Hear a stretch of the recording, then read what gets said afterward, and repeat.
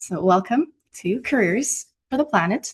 In today's episode, it's my pleasure to welcome Moritz Stumpe from Animal Advocacy Africa, who's going to tell you all about his journey to impact and what's the best way to guide your career towards the most effective solutions. So, Moritz, the floor is yours. And guys, there will be time for questions at the end. So make sure you leave them in the chat or take note. Yeah, thanks so much. Thanks so much, Magda. It's a pleasure to be here today and have the chance to speak to all of you. And today we're going to talk about, careers for the planet, obviously. That's the topic of this, whole session and the whole series. But from an angle that maybe a lot of you have not considered it from. So basically from the angle of animal advocacy. And I will talk a bit more about what that means and why I'm here today. So before we jump into things, I want to quickly highlight what we're going to be covering. So first, I want to quickly tell you who I am so that you know who you're dealing with today, what I am doing here, because you might wonder, okay, animal advocacy, what does that have to do with careers for the planet? And then how I got there. This will be the heaviest part of the presentation, to be honest. I'll try to tell you a bit more about my own story and how I got to where I am, and hopefully that will enable you to take away your own lessons, right? And enable you to take away some key lessons for your own careers going forward. And that's basically what the fourth part of this presentation is about. So what can you learn from all of this? I'll keep the first part fairly brief, to be honest, but I'm Moritz. I'm the Executive Director of Animal Advocacy Africa, 30 years old, based in Germany, as you've already heard. And we will dig deeper into why someone based in Germany cares about animals in Africa and is working on that issue a bit further down the line in the presentation. But maybe briefly, just to quickly explain what my organization is doing. We're Animal Advocacy Africa. And what we basically do is we support animal advocates in different African countries to train them and support them to become better advocates. So we incubate new organizations, we do research on what are the best ways to help animals in Africa, we run fellowships, training programs, courses, etc. And all of that with an eye towards where we can make the biggest difference we can for the lives of animals, right? Specifically, we focus on farmed animals. So that's basically, animals we're farming for food mostly, but also other purposes like chickens, pigs, cows, etc. And I will not really go into a lot of detail about the work that we're doing. I'm happy to answer questions later in the Q&A if you want to know a bit more about it. But today, I want to also speak to you, first of all, about why animal agriculture and the stuff that we're focusing on has a career implication for, environmentally focused careers, why this is relevant. And that's what we're going to be covering next. But then also I want to tell you more, as I said, about my own journey and why I'm focusing on this issue and, maybe what you can take away from that, as I've already said. So the only thing you really need to know right now is that we work on farmed animal advocacy in Africa and try to improve the lives of animals on the continent. Now, the question that some of you might have been asking yourself, as I have said, is what am I doing here, right?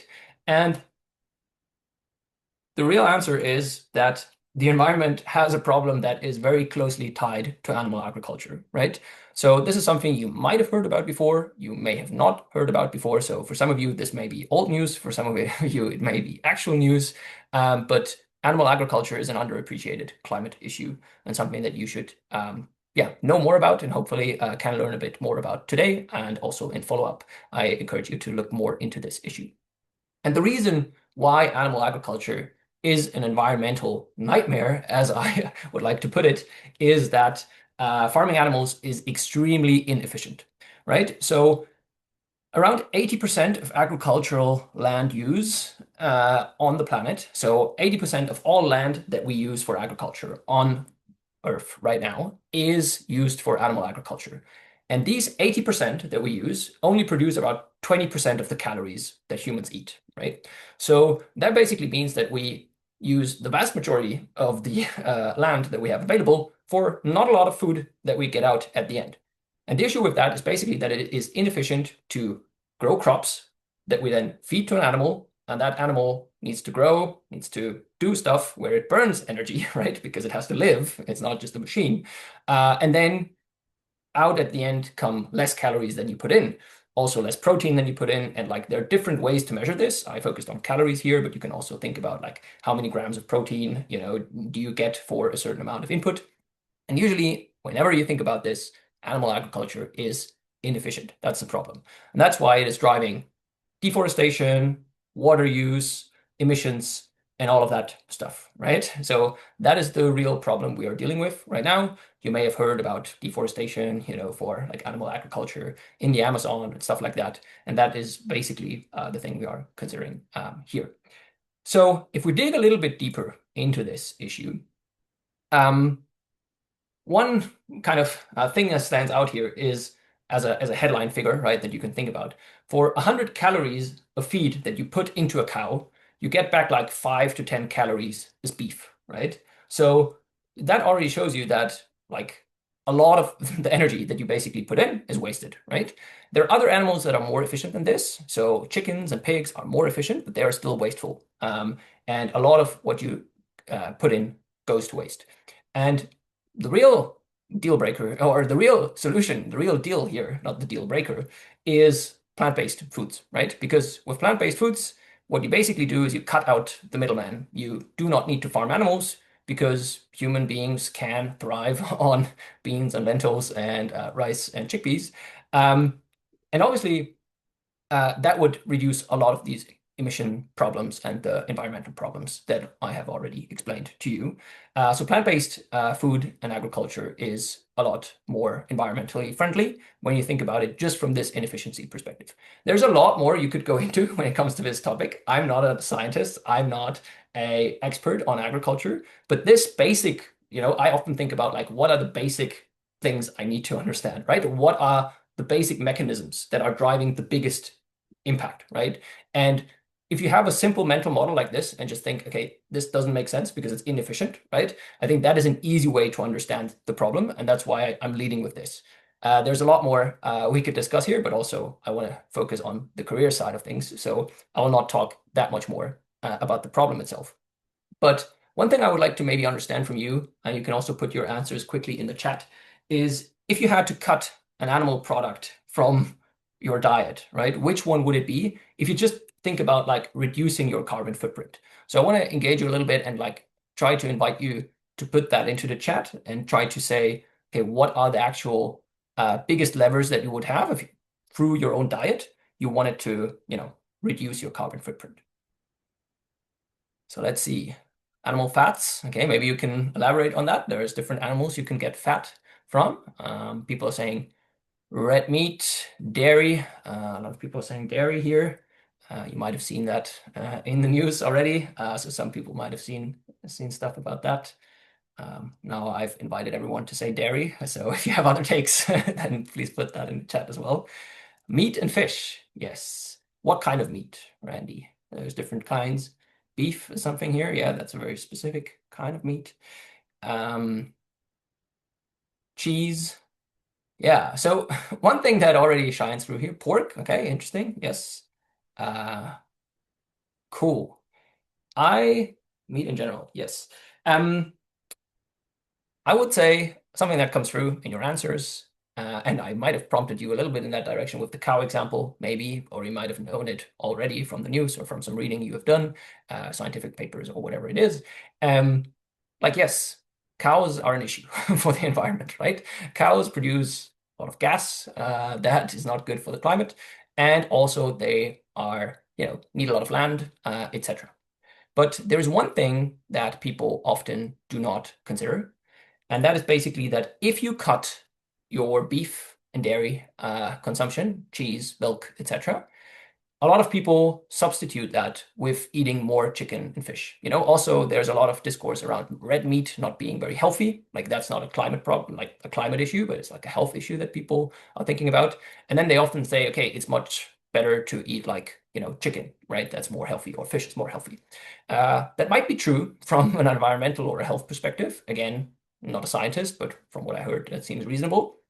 But the problem is you need to farm a lot more animals to get the same amount of food if you want to, cut beef and dairy, you need to farm more chickens and fish.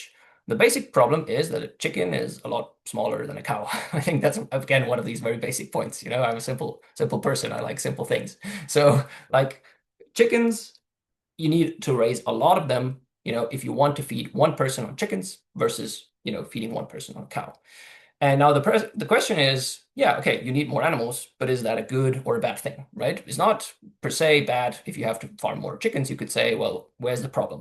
The problem is that this introduces the issue of factory farming often, because like factory farms are basically conditions where animals are kept in very crowded spaces and are just bred for efficiency purposes, right? So animals are, kept in cages, a lot of like chickens, for example, or in very overcrowded areas. And that is very easy to do with smaller animals, right? With larger animals like cows, often there is still like some kind of pasture access, or there is like a more extensive kind of agriculture. Also, because these animals are larger, they need more space, obviously. But you can cram a lot of chickens and a lot of fish into a lot of like very small places, and that creates animal welfare problems. We call that in our circles the small animal problem. So basically, whenever you try to reduce your carbon footprint for your diet by cutting out dairy and beef, you increase the consumption of chicken and fish. Now, you could say, well, I don't care. I just care about the climate impact, right? If I only care about the climate, yes, cut out, beef and dairy, and that's fine. But I think we probably all agree here that it's also a matter of ethical discourse, like whether, animals lead a good life. And if you have to farm a lot of animals in pretty bad conditions, that's not a good thing, obviously. So what this kind of shows you is that we need to think very carefully about impact. So on the one hand, yes, environmental problems abound when you think about like animal agriculture. Animal agriculture has problems for the environment. But if you think about like if your solutions are just not thinking through until the last step, basically, of what you're causing, then you're gonna potentially cause other issues. So again, if you just care about the climate and animals, usually the best step is just to go to plant-based agriculture and plant-based diets, or just reduce meat consumption overall and animal product consumption, right? But the overarching point that I really want to make is that it's extremely important to think carefully about impact. So whenever you don't think that carefully about impact, you might make things worse, or you might, just cause certain effects that you might not want to see in the world. And this is something that I had to learn myself. So this is now the transition from like, what is the problem to my own story, right? So I had to learn myself to think about this impact. And I didn't always think about impact in that way. And now I want to really dig into like, what was my career story?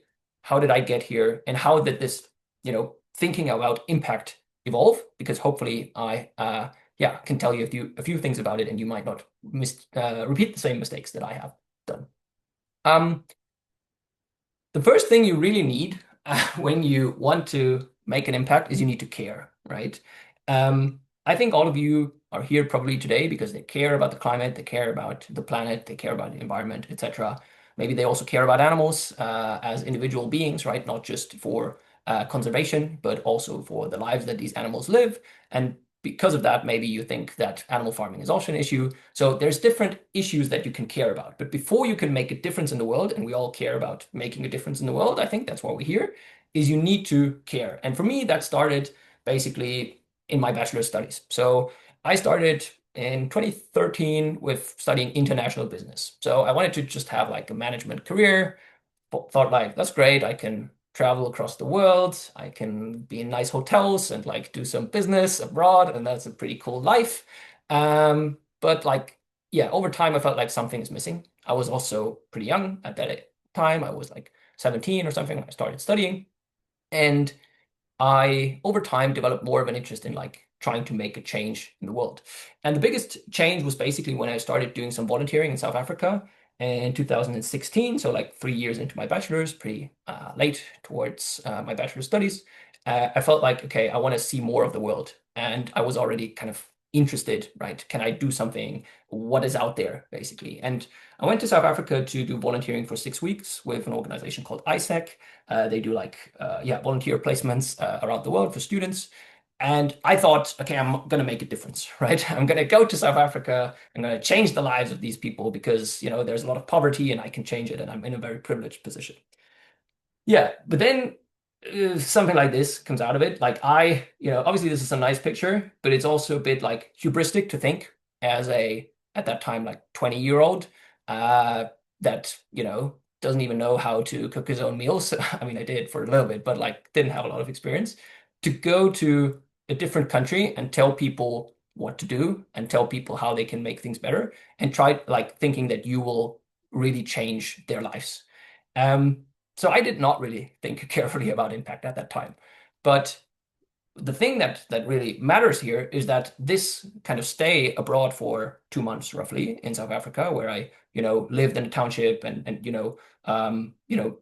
lived in a completely different environment that I was in previously, changed how I think about the world, right? It led me to care even more. And that's why I started with that statement like, okay, you need to care at first because that's the impetus, right? If you don't care, like nothing comes from that. But then the second step is basically thinking about how you can make a difference. And I think, yeah, for me at that time, I didn't really make a lot of impact yet, but I actually cared. So after that stay, I also did a semester abroad in Sweden, was involved in a lot of like climate conscious environments, looked into development economics, wanted to address like global poverty and the environment and everything at the same time, and was very into these kind of things. And that journey also led me in 2017 to read a book called Sapiens by an Israeli author called Yuval Noah Harari, which is an international bestseller, is highly recommended read, one of my most favorite books of all time. And he has a very eye-opening chapter in it that for me was very eye-opening about industrial farming, industrial animal farming. And that brought to light this kind of issue, right? Until that point, I just cared about maybe global poverty, the environment, which is also important stuff. But then I understood like animal agriculture is actually a problem that combines all of this. Like it has a lot of issues that we can address if we try to tackle it. So I found out about industrial animal agriculture, all of its issues from an environmental, ethical, public health standpoint, and also how it's problematic maybe for smallholder farmers, etc. And that was kind of a pivotal moment for me, and also a pivotal year. So that was in 2017 after my bachelor's degree, and I basically said, okay, that's it. Like I'm going vegan. I'm gonna stop flying. I'm not contributing to any of this stuff. Like I'm not going to contribute to this world that is so harmful, right? And like to the system that is harming so many beings on this planet, including humans and animals. I went on to study a master's in international relations. So from a purely business background, I went more into a political background. I thought, I want to make a change, so I have to, think more about the systems maybe that are producing these issues. And I also wrote my master's thesis actually on the Paris Climate Agreement. So I still cared a lot about the climate, environment, and all of that stuff. And I was extremely committed to just reducing my footprint, right? And just like not contributing to the problem. But then again, I still didn't actively do something, right? So I like reduced my own footprint. So that's heavy on the scale here on that slide. But I wasn't like actively changing anything about the system, right? And probably, if I'm being honest, I was also annoying to people around me. Like I was a very purist person. I was like the vegan who didn't fly, and everyone hated me. No, I'm exaggerating, but I think it was a bit hard also for my family and friends because I was just complaining about the system that we're in, right, and how it's bad, basically. And I also thought I knew everything better, right? I just thought I had figured it out, and others just hadn't figured it out yet. But I don't think I changed a lot in the world with that kind of attitude. I focused on reducing my own harm, maybe doing a little bit of personal advocacy where I like talk to some people and try to convince them, but more with a I'm right, you're wrong stance, right? But I don't think I actually made a difference, really. And then I'm very glad that over time I discovered a philosophy called effective altruism. So effective altruism asks a very simple question. So given that you want to do good, and also given that resources in the world are scarce and you only have a limited amount of time, money, etc., how can you do the most good with that time, right? So what is the biggest leverage that you have, and where can you make a real change? And this sounds extremely simple. Like, obviously, yeah, you want to make a difference, right? So you want to make the largest difference. Like, what's the new thing about this? This is like duh, right? But there is one genuine shift that this caused for me. Like first of all, EA, as we call it, effective altruism, talks a lot about your donations, right? With your money, you can make a difference. So just like personal sacrifice, you can just, donate money, and that's like a lot more effective potentially than just volunteering or like your own lifestyle choices. But another extremely big lever, which also influences how much money you can donate, is your career, right? So you spend about, like, this is a rough estimate, but this is an organization by that name, and there's also a book by that name. You spend about 80,000 hours in your career throughout your lifetime. And that's a lot of time. And with that time, you can make a huge difference. And if you commit that career like to something specifically impactful and like well thought through and something that others might not be working on, you can make a genuine difference. And I found that extremely motivating because at the time I was just focused on like, I don't want to contribute to the system. So I was really struggling to find something where I really wanted to work, right? I thought about maybe I'll just stay at university, I'll do a PhD, can do some research. That seems cool. I'm not really contributing to something, but I'm also not sure how much that would have changed. Like a lot of, academic research, I'm sorry to say, also lands somewhere where no one reads it, right? Um, and I was just thinking, okay, how am I not contributing to something? What are employers that I don't want to work for? But now this caused a shift in my mind, like what are employers that I actually want to work for, right? Where can I actually make a difference? And that's a complete shift in terms of perspective, I would say. So I was a bit lost, I would say, at the end of my master's, and that was during COVID as well, like when COVID hit in 2020. So I was a bit like trying to find my path. And that led me to attend an effective altruism conference. And that is where I found some people who were starting an organization that is now called Animal Advocacy Africa. And I just got my foot into the door, talked to them a little bit, did some good work over time, I hope. And that led me to where I am today, leading that organization, right? I skipped a lot of steps there, but I think the most important part is really how I came from like just caring in the first place and trying out a bunch of things that didn't really, from my perspective, make a huge difference, to then shifting my career to something that I really think can have an impact. And that was not a smooth process, right? But it, yeah, has led to something that I consider good right now, and there will be a lot of more pivots in the future. But that is basically what I wanted to illustrate. But I talked a lot about this journey now, and there are a few like crucial takeaways for you from this. So I want to do some work for you to, analyze the key takeaways so that you don't have to just interpret into what I was saying. But obviously, yeah, hopefully you also had a few more takeaways than what I will be focusing on now.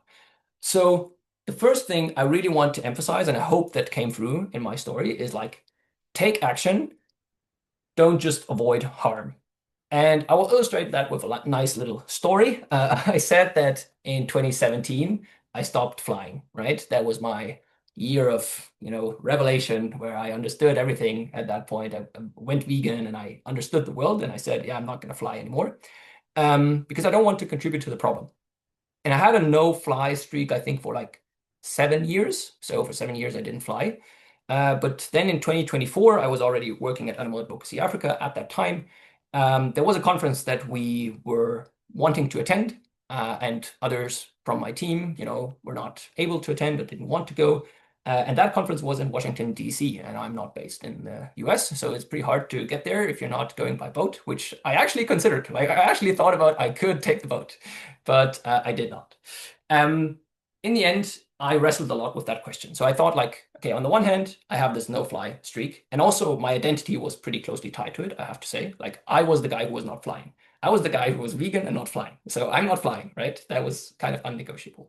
But then at the same time, like, there was this conference, and I really I felt like I am now in a job where I actually can make a difference. And if I can, with flying to that conference, make our organization do better work and have more impact, I can probably contribute to a lot of good in the world, right? If we can make better, like if we can do better work and make some useful connections, and find the right people that we need to work together with. So I grappled a lot with this question, long story short. And in the end, I ended up going. And I think it was the right decision. And I had to tell you, but in a few days, I'm going to be flying again. I'll be flying to Ghana. and then Nigeria, because that's what our organization is working on. And I think if I would not take these trips, I would massively shoot myself and our organization into the foot because we would be losing a lot of opportunities, and we would be losing a lot of opportunities to help animals, to help the environment through addressing animal agriculture. So long story short, it's fine if you have certain principles, but don't let these principles avoid just focus on avoiding harm, but take action and think about how you actively can solve things. And I think that's the most important takeaway I would have for you probably today. There are some other takeaways in this. You might have asked yourself, why is this guy and his organization focusing on Africa? He's based in Germany or presenting from Germany right now. Yeah, as I said, obviously, we are doing work in Africa and we're focusing on farmed animals in Africa. And the reason why we do that is that you need to focus on something that is neglected in your career. You need to focus on something where you can make a difference, you as an individual. If you work in a field where already everyone is working in, it's a lot harder for you to make a difference. But if you find a niche that no one else is focusing on, you can be quite impactful, and you can make quite a big difference by just adding yourself to that very small, field. So I will give you this very short pitch for why we work on animal advocacy in Africa. Basically, the African continent is growing a lot in terms of population and economies. So people want to want to consume more meat, more eggs, more dairy. That leads to more animals being farmed, and that is a problem. As I already said, there is a problem with farming more animals for the environment, for the animals themselves. But no one is really talking about that because mostly when we talk about factory farming, we think about the global north, we think about Europe, we think about North America, maybe South America, maybe Asia, but no one's talking about Africa. And even Asia, massively neglected, right? So if you go into an area where you are focusing on something that no one else is focusing on, you can have a much bigger impact as well. So that is the second thing I would like you to take away from that kind of effective altruism thinking is first of all, how can I apply myself and how can I make a difference? And then where can I personally add significant value to make a difference, right? So that is two crucial points. And then finally, I also want to highlight that you don't need to have it all figured out. This is a picture of myself in 2022 or something like this, when I was quite early working with the organization, what's called Animal Advocacy Africa, that I work for still today. And I was at that time, I think I was still a volunteer or I was in a part-time role. I don't fully remember, but I just gave a presentation at a conference because I was the closest one geographically to it. So I just went there and made the same pitch that I just did now. You see here a graph, with changing meat production, where Africa is rising a lot, and basically tried to alert people to this issue very early on. But I didn't have it figured out where I would go, right? I had to start out as a volunteer at this organization because it was very new, didn't know me, and I just wanted to get my foot into the door and try out if animal advocacy is something for me. Then over time, I was able to develop into a part-time role because they had a little bit of money to pay me and I seemed to have done a good job, right? Over time, that developed into a full-time role. And then when the two co-founders of this organization left last year, I was able to take over the lead of that organization. So that was a gradual transition. But when I started out, I didn't have that plan, right? It's fine if you don't have a master plan. It's fine if you don't have it all figured out, but just try to do these little tests, try to see where can I, enter a space that maybe is neglected? Where can I find a space where I can personally make a difference? And then just make experiments, try things out. They say also, there's a phrase that I quite like, you should increase your surface area for serendipity. So you should increase the potential for something good to happen to you, right? And that is basically what happens when you try out a lot of things and just try to do good work, and try to apply yourself to cause areas that are important and where you can make a difference. I hope that was helpful for you. I'm happy to answer more questions now. I didn't really get a lot into the details on what our organization is doing because I don't think that should be the focus of this talk. But if you want to know more about our work, you can check it out through the QR codes. And yeah, happy to answer any questions about myself or the organization or environmental problems with animal agriculture or any other topics you want to know more about. Thanks a lot. Thank you, Moritz. Okay, guys. So if you have any questions, you can either unmute and ask the question, or you can put it in the chat and then I will read it out loud. Let me know what you prefer. Okay, so we've got one message in the chat. So I've enrolled in the EA intro program myself, so it's really interesting to hear about your personal journey with EA. Since I'm just at the beginning of my own path, I'd love to know if there are other starting routes you think are good for someone who wants to begin making an impact. Yes, very cool to hear that, obviously, that you are already immersing yourself in that world. I think for me it was quite transformative, so I can only recommend that. And the intro programs are probably a good starting point.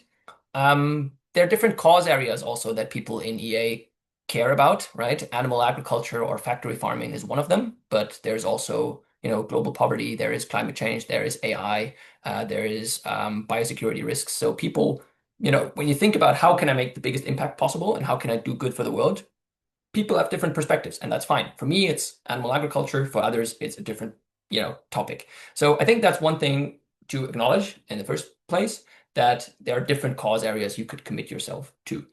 And probably the entry route to these different cause areas can be different because they are structurally different, right? Something like maybe AI governance depends a lot on trying to go to the US or China where there's a lot of AI and like trying to change the world there, right? I'm not an expert on this, so take that with a grain of salt. If you want to make a difference for farm animals, um, what I can really recommend is trying to build a network and trying to, as I said, increase your surface area for the serendipity, which basically means meeting people, attending conferences, and trying to do side projects or volunteer projects through which you can show that you can do good work. I think if people work with you and like working with you, they will come back to you and it will multiply. I think that is really all I can say. Like, try to every day do your work, do good work, and be nice to people and try to connect with them, and then good things will happen. I think. Hello. Yeah. I would like to ask, I have been into voicing the animals' rights since I was a very small child, Mhm. but I need to convince my parents that it's a good career path. So, any opportunities that you think would be good to start and show that it is something we can get into? Yes. Great question and consideration. My grandma, up until this point, doesn't understand what I'm doing and why I'm doing it. My parents, maybe, but also not sure. So, like, if you want, to make a difference in the world, it is fine to be a little bit weird, and that is part of the job description, I think, right? If you think carefully about impact, you will also sometimes reach conclusions that other people don't understand. A lot of people don't understand why I work on animal advocacy in Africa, and that is fine. That's not a very helpful answer, so I'll also try to be practical, but that is something to acknowledge, I would say, right? If you want to make your parents happy, most people are happy with medicine or law or something like that to study, right? But yeah, how you can like show to your parents or to others that you are thinking carefully about this is, I think, don't make any stupid mistakes. And by stupid mistakes, I say, like, don't put your own finances or health at risk, right? I think I've always demonstrated to my parents that I have my life in order, that I have enough savings, right? That I am properly employed, I have health insurance, I have everything I need, I am healthy, I do sports, I, eat healthy, have friends, all of that stuff. Like, try to show to them very credibly. And it's not about like just showing that to other people. It's important for your life. It's important for you as a person to like have a good life and be happy, because that will make you better at contributing to the world. If you sort out your own issues, then you will be better able to support the world, I think, as well. So I can only encourage you to show them that this is not like, obviously it has certain sacrifices, but like don't make any sacrifices that seem too big or like massive mistakes that you would be making, right? We talk a lot in EA also about donating. I donate 10% of my income, for example, but I can do that as part of like a pledge that is very sustainable for me. 10% is not too much for me. But if I all of a sudden said to my parents, I'm going to give away all of my income, right? They might say like, wait, watch out, you might need this in the future again, right? So that's the kind of thinking I'm trying to convey. Sorry, that was a long answer. I'll try to keep it short to Magda. Sorry, sir. So I have a small doubt. That is, so we spoke about farming animals and stuff here. So my question is, I'm from a country where almost half of the population is already vegetarian. I'm from India. So on that perspective, do you think still India has, a few things that it has to optimize with respect to these things and how we could adapt? Yeah, great question. And it shows how things are different per country. I would say definitely there is stuff to work on in India because my understanding is also that it differs a lot based on the animal, right? What the cultural understanding is of that animal and how it should be treated.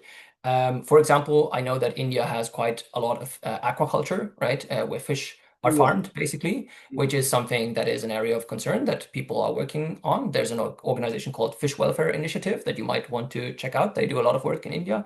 But there are others also doing work. So I would say India, I'm very sympathetic to because of that high rate of vegetarianism and those things. But I would say there's always things to optimize. I would also say that, for example, a country like Germany, where I'm based, is somewhat of a front runner when it comes to the adoption of plant-based diets or when it comes to certain welfare legislation. But they're still not great, right? And just because you're a little bit better than others doesn't mean there's room for improvement. At the same time, I would say try to focus your efforts where you can make the biggest difference. And sometimes that is not where you are based. So it can also be the Yeah. case that if you think, China has much worse issues and you can make a difference there, you should focus there. But obviously that depends on your personal circumstances and your fit, I would say. Yep. And so I have one more question. That is, do you offer opportunities to students who are under 18, like who are allowed to touch 18? Do you offer opportunities in your organization? Mhm. Yeah, unfortunately, we don't provide, let's say, a volunteer program or something like that where people can contribute. What we do offer is a course and training programs or something like this. So if you are interested in that, you can subscribe to our newsletter or just check out our website, which is here on the screen.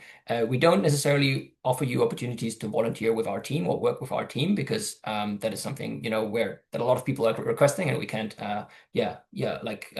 suit everyone there. But yeah, if you are interested in animal advocacy in Africa in particular, then that might be something for you to consider. If you are more interested in India, then I would recommend maybe reaching out to Fish Welfare Initiative or a similar organization that is active in your Thank country. you, sir. Thank you. Hi, am I audible? Yes. Yeah. Hi. I don't have a question, but I wanted to share something that I've been working on. I independently started a petition and an Instagram account and stuff to raise awareness for orca captivity and the environmental concerns relating to it, such as climate change and how it affects, and shipping, which affects the orcas and their communications and stuff. So I just wanted to share if anybody wants to collaborate, because I saw some comments on that. So I was just doing that. Thank you. So, guys, if you are interested, you can probably drop some notes in the chat, share some sort of contact details. And Yeah, we're happy to be the hub for collaboration. yeah. May I come in? My hand has been up for a while. Please. And I think this is the right point for me to come in because of Asmi's point also. And thanks for the insightful presentation, Moritz. Good to see you.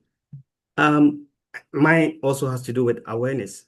And in your experience and research activities and all that, how do you consider the issue of awareness, especially when it comes to areas like Africa and low middle income countries, and relating it with climate? Okay. So I feel that a lot of mindset reset or mindset change is required in these areas when it comes to animal advocacy and animal welfare issues and how it can impact our climate. Yeah, If I we think, want to focus on awareness, yeah. number one, how the impact, what are we looking at in terms of matrices impact? Yes. And how do you see it as being very relevant in this space as an issue? Yeah. I think also from an impact effective altruism perspective, you always try to look at the biggest levers that you can pull, right? You try to understand where you have the biggest leverage.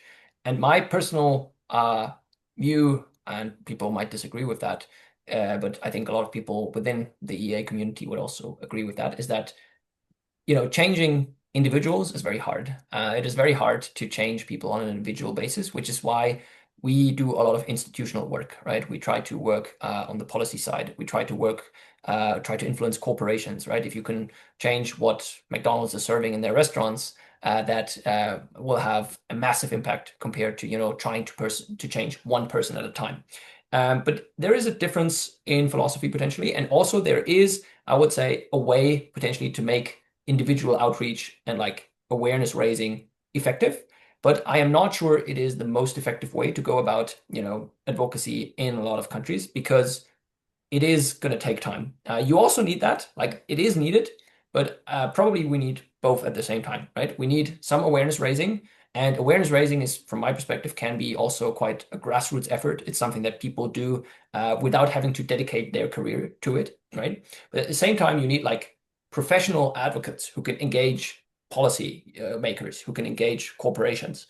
There is also scope, I think, for some professional public outreach organizations. If you do that extremely well, if you have a good marketing budget, and if you do some social media ads that can be quite cheap, you can potentially make a difference as well. But the biggest thing to always think about is how many animals am I helping, or how many tons of CO2 am I saving through that kind of action?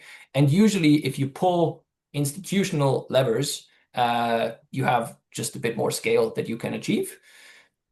But it is challenging, I would say, and I wouldn't want to discourage people from just using their own voice as well, right? You need to use your own voice for personal advocacy. I still try to do personal advocacy in my own life, but I think the biggest lever I have is mostly through, my organization. Okay, we've got Thanks, some Moritz. we've got some questions in the chat, so I'll read them out loud. I often find myself at crossroads for many choices, like using AI or not using it. How did you change and dealt with the dilemma of choice in general? Oh, this could be a lecture in and of itself. It's a great question. There are a lot of tools that you can use for making decisions. For me personally, there are a bunch of them that I find very helpful. First of all, thinking about a theory of change. A theory of change is basically where you try to map out from the decision or the action I'm taking to the effect that it is having in the end, right? So often we think about this in terms of an intervention that we might want to run. So we say we distribute bed nets to people so that they don't get malaria. And then what is the causal chain from there to them not getting malaria, right? They need to install the bed net. They need to get the bed net. The bed net needs to work. They need to install the bed net. They need to sleep under it and all of that, right? So there's different steps.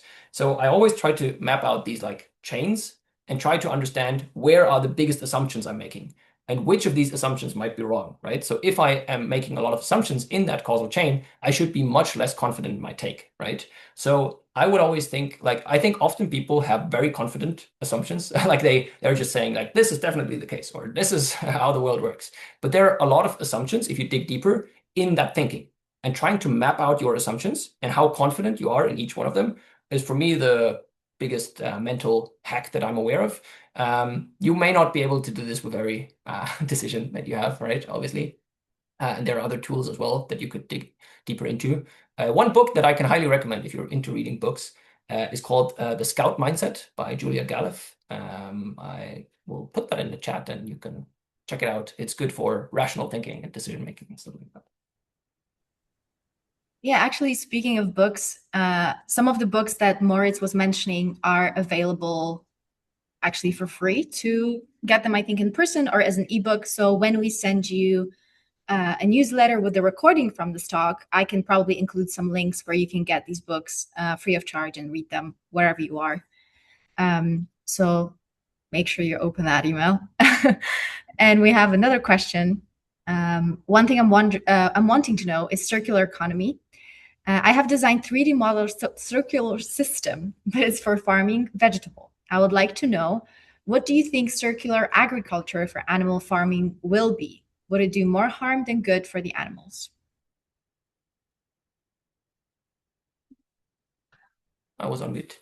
That is something that is one of these areas where I would say I don't have a very confident take on. So I would say there are a lot of assumptions that I would need to stress test to understand what are the ultimate effects for animals.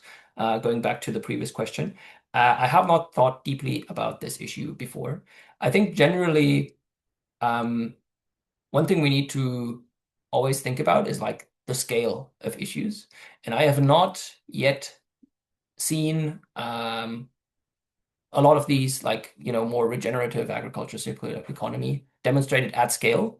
If it can be demonstrated at scale, that would be different. But right now, a lot of these like biggest issues that we're facing are industrial systems, really, and those are causing the problems. So if there is a way to replace them through other approaches, I think that could be a good approach. But yeah, I don't have a fully formed view on this, and would have to think much deeper on it to give you a proper answer. Okay, thank you, Moritz.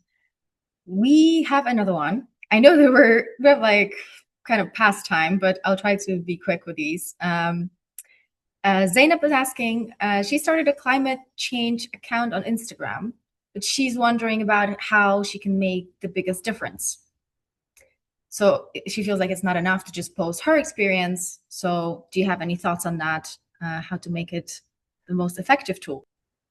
Yeah, I feel like Magda, you may know more about social media advocacy than I do. I'm not a very heavy social media user. I think, yeah, social media is kind of a winner takes all game. So there is like a lot of people who don't make a lot of impact through social media, and then there's a few people who have massive, outsized impact. So it can be an interesting path, but there's a fair chance that you will not make a big difference. But if you can make it, you can make a huge difference, right? And that is the same for actors and book authors and all of these kind of public facing areas, because often like there's just a small bunch of people who make it through all of that competition. Also, if you think about sports, right? Football players or something like that, like there's a big prize at the end, and then your impact could be massive. But there's also a lot of people who, don't make it. And that seems to be the case for social media activism, unfortunately. How to make it better, I'm the wrong person to ask, I will be honest. I think a very good resource could be the previous episode of Curious for the Planet with Priyanka Lala, who's the UN advocate. And she started her journey through publishing her projects on Instagram and on her blog. And this is kind of how she started when she was very young. And she had her own little advocacy journey. So I think I would point you to that recording on our YouTube channel as well, because she had quite a lot of good insights on precisely that journey. Okay, Moritz, are you ready for the next question? Okay. Do you think advances in lab-grown meat could reduce the need for people to adopt vegan diets, or do you believe veganism should still be essential for protecting the planet? Terrific question. And I would definitely wholeheartedly embrace lab-grown meat. Because, as I said, it's not about personal purity. Like we need to do whatever works in the end and what can make a difference. And, if you just adopt a stance where you try to avoid doing bad things, that's not the solution. And as I've emphasized, I think we need to work on solutions. And I think lab-grown meat or plant-based meats or whatever it is, like different alternative protein solutions, are one of the biggest levers we have and that people should work on. Yes. Okay, and I see another question, which I'm not sure if it's more targeted at you, Moritz, or me, but it's a very broad question. But her interest is in communications for conservation advocacy specifically. And she wanted to ask if you have any tips for someone wanting to go into comms specifically. No, I leave that to you, Magda. Yeah, so actually it's a funny coincidence because while I work for the Earth Prize, I also work for Animal Advocacy Africa for a portion of my time. So me and Moritz know each other from Animal Advocacy Africa, and I work there as a communications manager. And I would say that it's a very interesting take. Also, it kind of ties in with one of the first questions that we had at this Q&A about a career path and how do you convince your parents that you want to do something for animals. And I think it's important to understand that you don't have to be an animal expert to help animals. I work in marketing and I have done this for about 8 years now. And at some point, I just realized that I want to make sure that I do marketing for the good guys. So I just started working with Animal Advocacy Africa and with the Earth Prize, doing communications work, even though this is not necessarily something you'd think, of a career path that I'm going to do communications for these specific organizations. But I do, and I feel like I can have an impact as well, trying to amplify the voices of animals that don't have their own Instagram account, for example. And similarly to what Moritz said, I would say that volunteering is a very good option for starting out, because especially for communications, it's relatively easy to see if you can generate some impact. Of course, communications and social media in general is a very tricky ground, and things can change so quickly. It's very hard to stay on top of the algorithm changes and other things, platforms, learning new things. And basically, you need to have 5 different professions in your hand. But I think it's worth trying it out and seeing if that's a good fit with an organization. You can help them with, let's say, only one social media, maybe the one that you prefer, the one that you feel like the most confident with. And this can always help you generate more impact. You can test your fit, and potentially you can maybe get some opportunities in the future if they arise, like they did for Moritz, who actually I didn't know he was a volunteer when he started. So I'm learning something from this as well. There's also a lot of really nice messages in the chat that I will forward to you, Moritz, afterwards. There's just a lot of thanks. Nice. Yeah, thank you all for coming and for your engagement. I think there were also some really good questions. So yeah, like as I said, caring is the first step, and then you'll never have the perfect impact path figured out. We're also just always adjusting what we're doing and need to find better ways to, make a difference. So yeah, it's a squiggly path and you'll try to find your way to the right goal. Thank you again, Moritz. And thank you guys for coming. Like I said, you will be receiving an email from me with this recording and maybe the slides if you'd like. I don't know, Moritz, if you feel okay with showing the slides. And I will try to include the books that Moritz mentioned with links where you can get them for free as well. And yeah, I'll see you at the next Careers for the Planet episode coming soon. Thank you so much, Moritz, and thank you guys.